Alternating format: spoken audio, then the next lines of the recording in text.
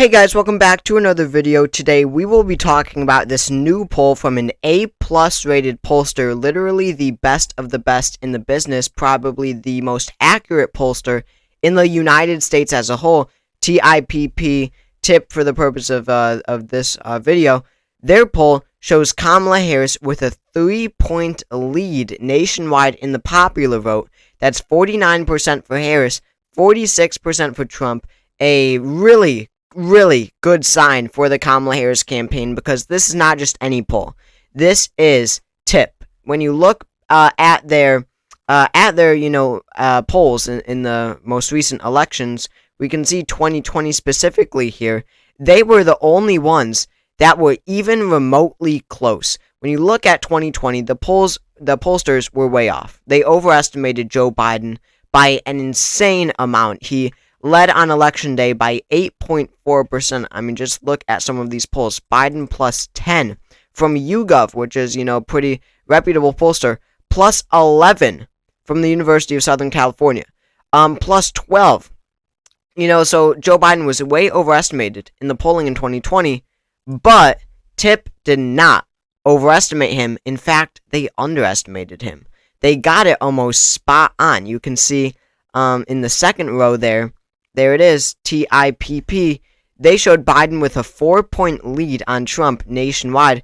Nobody really even considered it, looking at all the other pollsters that were showing a much bigger lead for Joe Biden.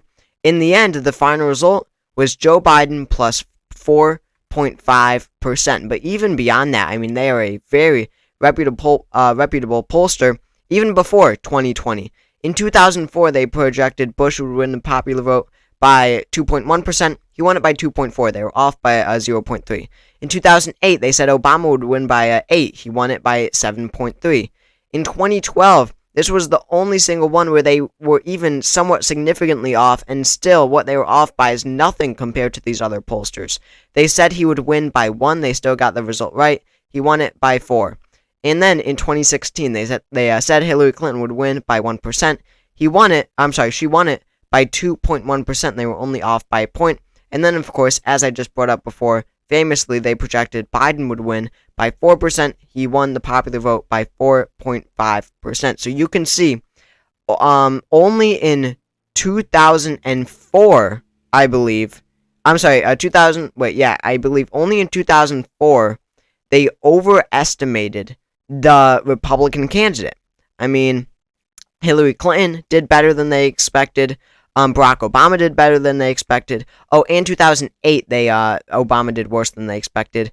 But as well as 2020, they overestimated Donald Trump, again, marginal, 0.5%.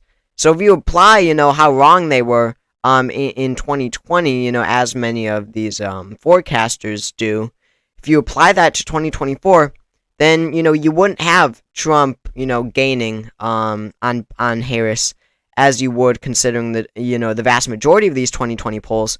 No, you would have Kamala Harris gaining on Donald Trump. So when you apply this 0.5% miss to now, Kamala Harris would be ahead by 3.5, and that results in an electoral college victory. When you look at the 2016 election, this was the electoral map. Hillary Clinton won by 2.1%. It was 46.1 to 48.2. Remember, Hillary won the popular vote, but lost the electoral college vote. So she won it by 2.1%. So, just imagine, if Harris is winning the popular vote now by 3.5%, right, when you apply how wrong it was in 2020 to now, 3.5%, that means that Kamala is doing 1.4% better than Hillary Clinton did in 2016.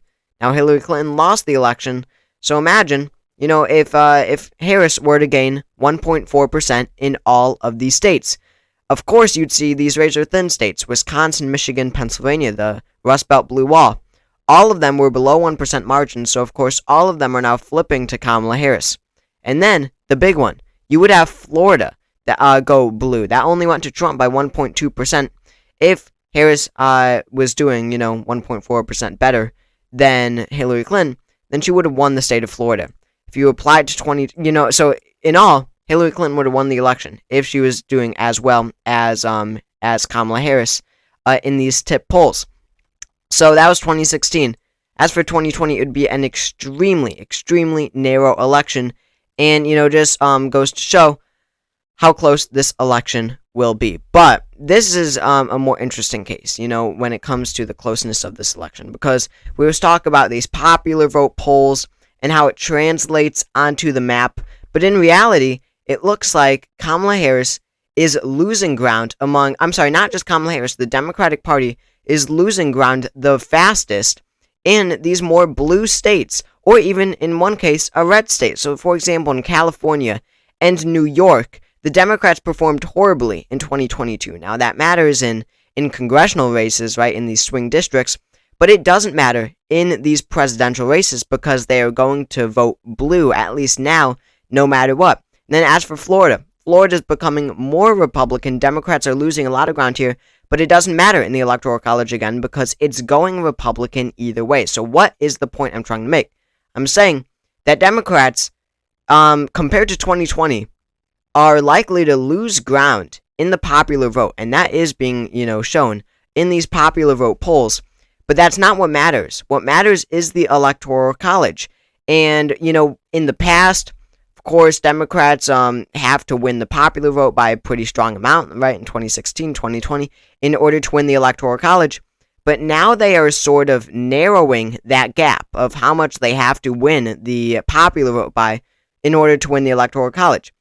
Again, because of the outlines I just mentioned, right? They're losing ground in these blue states that are going to vote for them no matter what, and they're losing ground in these red states. But it looks like these battleground states, which is all what matters, they're not losing ground like they are in some of these other, safe states for either party. So the point is, yes, the Kamala Harris is doing much worse, in the average of polls, right, compared to 2020.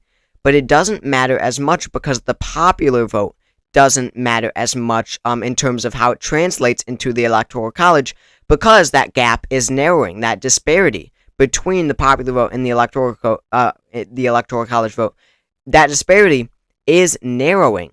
So, whatever. You get the point I'm trying to make there.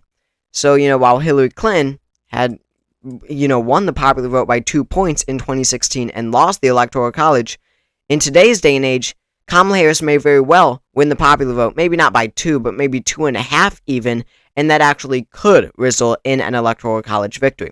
So, interesting and changing sort of dynamics and whatever numbers and how elections work in the 2024 election. Things are changing big. So with a 3-point victory, as I was saying before, in 2020, if Kamala Harris is doing a point worse in the popular vote, if she's doing a point worse in every single state than Joe Biden was in the 2020 election, she would lose the election because she would lose Wisconsin, Arizona, and Georgia, and Trump would keep North Carolina. That would result in a Trump victory in 2024. But as I said, just because the popular vote is becoming 1 point more Republican in 2024, that 4.5 that Biden won it by, to the 3.5 like it is in this poll, when you add that error from 2020, even though, the popular vote is becoming a point more Republican, that doesn't mean that every state is becoming a point more Republican. You could see California become 2 points, more Republican, while North Carolina actually becomes a point more Democratic, and then, right, it evens it out there. So, that is the ball game right now when it comes to the popular vote in a poll. So the point is, poll like a 3.5%. Yes, it's 3, but when you add the error, it's 3.5. When you give that to Kamala Harris, she would win the Electoral College. I think that Pennsylvania isn't even that close. Michigan isn't even that close. Wisconsin would be a narrow margin. She'd win Nevada, almost certainly. North Carolina, very tough to comprehend this race with Mark Robinson on the ballot. But just for the safety of this video, I'll just give my prediction, I guess, which is this map right there. Arizona tilt, North Carolina tilt, Georgia lean for Trump. So just a great poll for the Kamala Harris campaign. Like this random guy says, people need to block out all other polls besides the TIPP poll. I don't know about all other polls, but this is the most important pollster to look at. So thank you all for watching this video. If you enjoyed it, make sure to comment what your thoughts on this are down below. Hope you all enjoyed, and I will see you all next time.